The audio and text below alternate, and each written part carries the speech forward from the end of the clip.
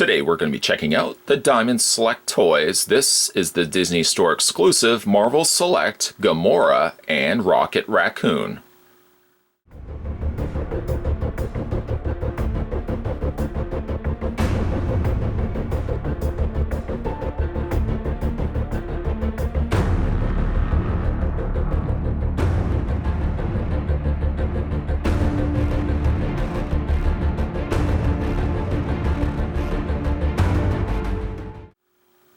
Gamora's debut in Marvel Comics came with Strange Tales number 180 back in 1975, while Rocket Raccoon first debuted in Marvel Preview number 7 back in 1976.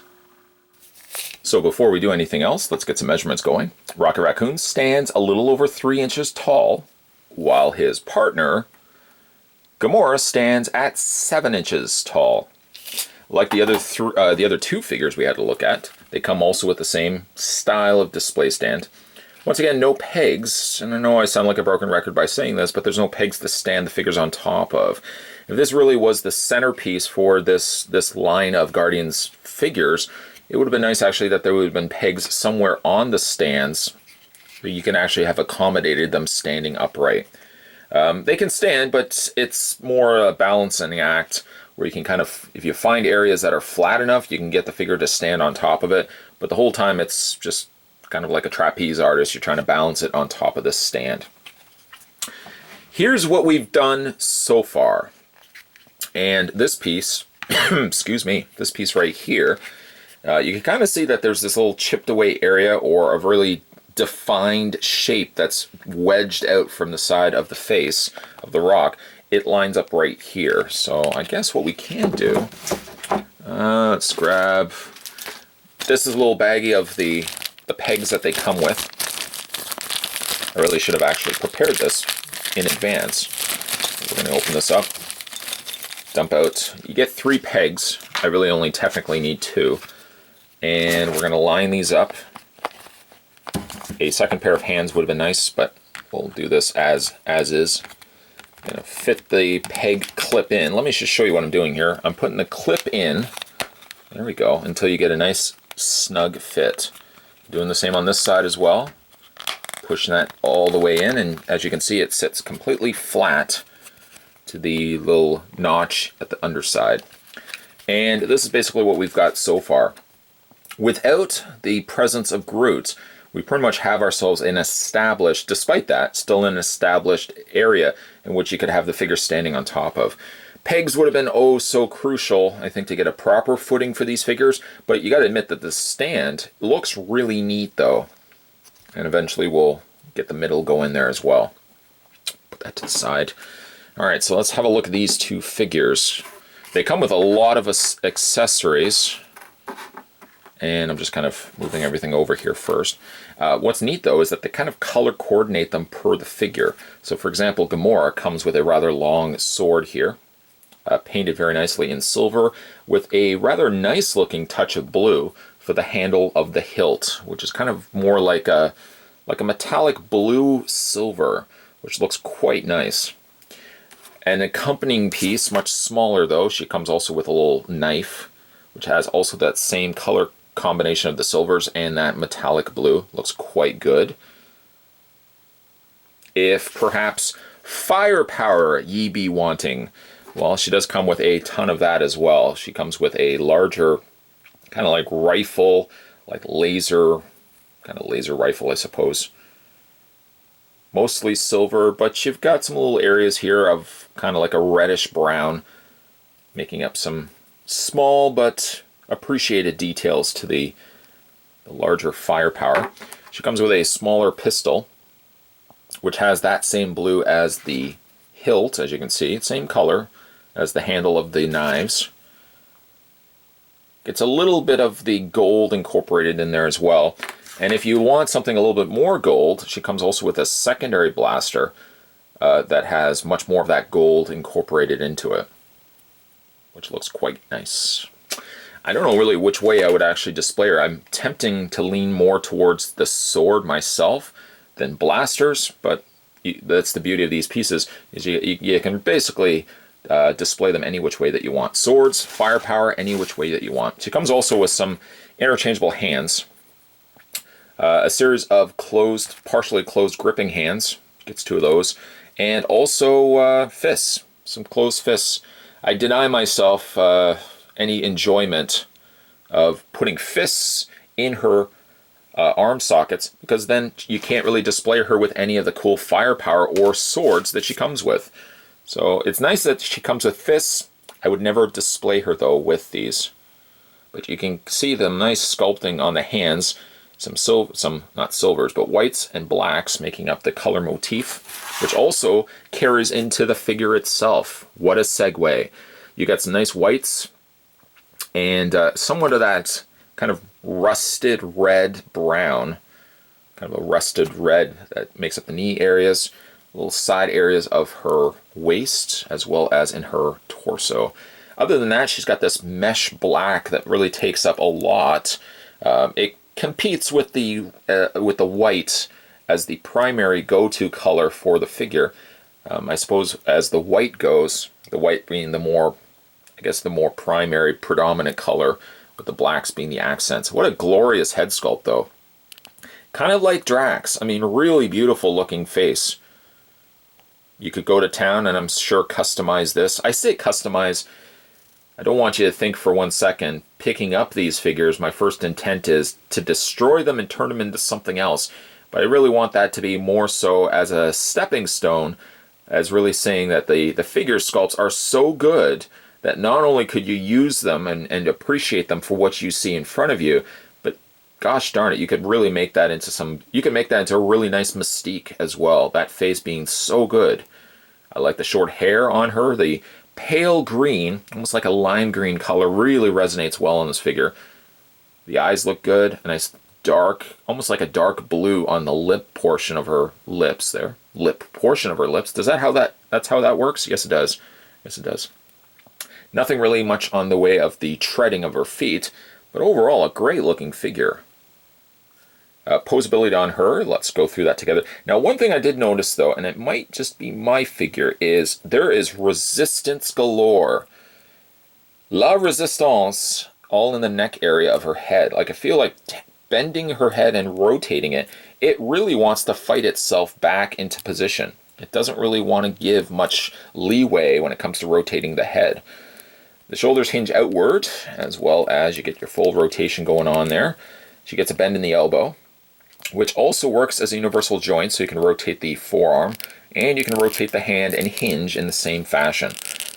She has the upper torso ball joint, as well as nothing, sadly, from the waist down, or at least from the torso end of it. She has no waist cut here where you can swivel at the waist, but really it doesn't need necessarily to have that, because you can still do a lot of enough cool poses. You really don't necessarily need the waist swivel to be part of that either. Her legs hinge outward, forward and back. You got your swivel at the top portion of her thigh. She does have a double hinge on the knee, and you've got your foot pivot with sadly no ankle pivot at all. So you can really only hinge the foot back and forth, no ankle pivot to speak of. There is Gamora, looking very, very nice. Very, very nice. Moving on to Rocket Raccoon, and again, going back to the fact that I like to color coordinate these. He comes with a pair, not quite the pair being identical, but he comes with 2 blasters, one much larger than the other. Some nice black, but in almost what looks to be like a dry brush. They dry brush some nice silver in there as well, just to kind of give it that nice age going. Making use of some nice cranberries, which you will start seeing when we look at the figure itself. A lot of this color combination carries over to Rocket as well. But he does come with 2. No other weapons does he come with. And getting him into his hand can be a little difficult, because a lot of times you have to pry the fingers away and get them around his thumbs. So what I was doing was I was kind of prying the 4 fingers away from the thumb, and then quickly dashing in there and squeezing in the handle of the actual blaster. And this one here actually is midway through the blaster. One thing you have to be careful of is that I've noticed also a little bit on the hand that I was just bending a second ago. It looks like there's a little bit of a stress that's developing on the 4 fingers. So if you don't have to, don't necessarily feel like you have to spread the hands like I just did. Or if you do, be very careful with those because after all, they are small hands. You don't want to start developing any stress fractures right at the side of the hands here. Again, beautiful looking figure. If you can call Rocket Raccoon beautiful. He's a little smaller of a character, but he really makes up for it in fantastic looking detailing. I love the sneer on his face. And actually what I think I might do is just move Gamora out of the way just so that the camera's not focusing on her. Yeah, beautiful looking detailing on Rocket. You can even really make out like those little hairs that have been sculpted into the head. You've got the nice piercing red eyes. Loving the sneer. Teeth are painted in quite nicely. Kind of hope that the mouth could have opened, but then you may have sacrificed a little bit of the sculpt in the mouth, so I don't mind that not be the case. Nice sculpting on the back there as well. Like I said, a lot of that red and black incorporated into his costume, into his legs. You got a little bit of that silver incorporated into his knees, and a little bit in the belt area and in the shoulders. Sculpting on his tail is quite good too, mixing some combinations of the brown and lighter brown, almost borderline like a brownish beige in there as well. It is hinged, so you can rotate it. And it actually helps too that the tail is on a hinge, because it also helps as kind of a third leg. It kind of helps support the figure like a tripod, keeping the figure, if not for that, his small wee little legs, unfortunately, I think would be just too much work for them to keep this guy standing upright.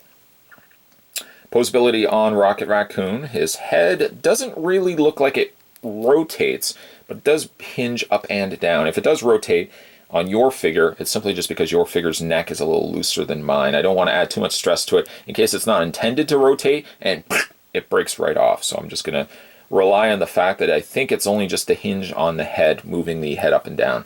Shoulders, on the other hand, hinge quite a bit, and you can get the rotation going all the way around. There's a rotation in the bicep, a hinge in the elbow, as well as a rotation in the hands. There's also a little tiny hinge where you can move the hands back and forth, which is, I really like that. He has a ball joint in the torso. Nothing, or actually that's not true, he's got a waist swivel as well. As we already mentioned, he's got the hinge going in the tail, out a split on the legs. Forward and back motion going there. He's got a hinge in the knee. Doesn't look like you can rotate where the knee hinges, but then he's also got a little hinge in his tiny little feet. Look how small these feet are. So it's nice sculpting though on the undersides of the soles, or on the soles themselves. There, my friends, is Rocket Raccoon.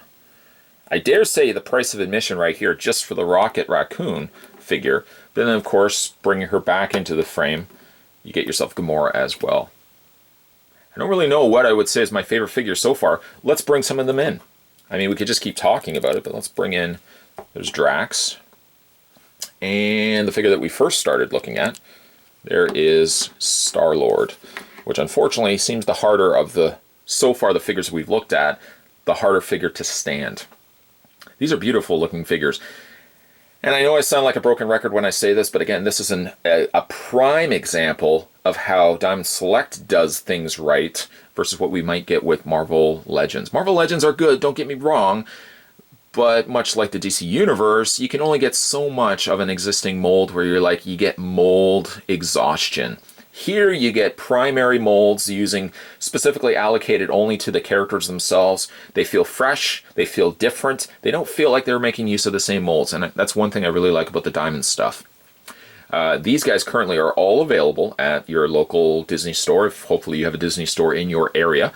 You could probably find them online as well. But if you're a fan of the Guardian stuff, I highly would recommend picking these up. Still haven't picked up the Groot, unfortunately, and hopefully in the very, very near future I'll be getting him as well, and then the team will be fully assembled. If you guys like this video, always appreciate hitting it with a like down below. And if you haven't had a chance to subscribe to this channel yet, what are you waiting for? Hit that little subscribe button down below. You won't miss future videos coming onto this channel. And sorry, what? You like Marvel Legends?